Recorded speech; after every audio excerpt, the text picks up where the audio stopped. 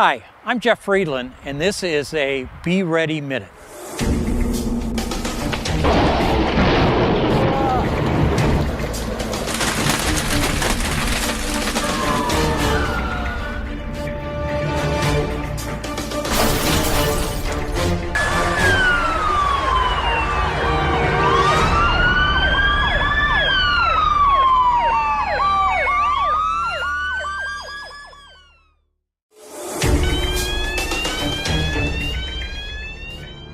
Today we're here to talk about smoke detectors and how to change the batteries and how they function. Typical smoke detector will usually twist and pull down, and you open the battery door, change the battery.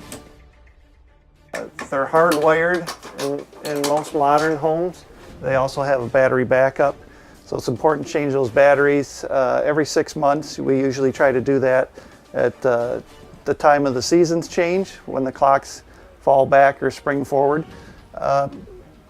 It's also important that we try to check them every month, at least do a test, and then change the batteries every 6 months.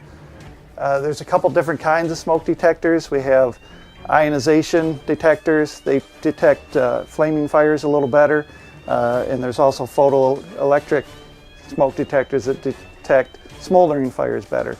You can get nuisance alarms sometimes in the kitchen, so some people prefer one over the other. That way you get a nice mix in the house. You're covered from smoldering fires as well as flaming fires. So be ready, be safe, St. Clair County.